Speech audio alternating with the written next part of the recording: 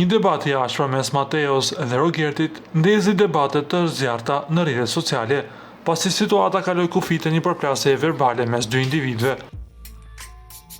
Gjatë konfliktit, Rogerti përmendi motrën e Mateos, një veprim që u konsiderua nga shumë si papërshtatshëm dhe jashtë çdo norme etike.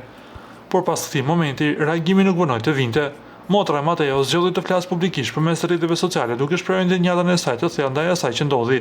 Në reagimin e saj, ajo cilësoi situatën si më të turpshme që kishte parë apo dëgjuar ndonjëherë, duke theksuar zhgënjimin ndaj mënyrës së sjelljes dhe mesazhit që sipas saj u përcoll publikisht.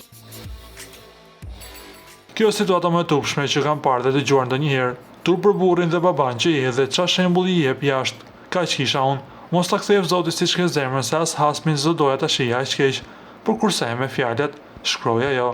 Në të njëjtën kohë, reagimi i saj nuk u ndal vetëm te kritika. Ajo shfrytëzoi momentin për të shprehur krenarinë dhe mirënjohjen ndaj vëllait të saj Mateo Borrit për mënyrën se si e ka mbështetur dhe rritur ndër vite.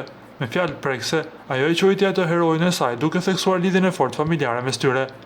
Jam aq krenare për ty dhe për mënyrën si më ke rritur, se nuk kam fjalë ta përshkruaj. Të dua sot, nesër dhe përgjithmonë. Ju lutem klikoni tek butoni subscribe për të marrë të rejat më të fundit nga Showbizi shqiptar.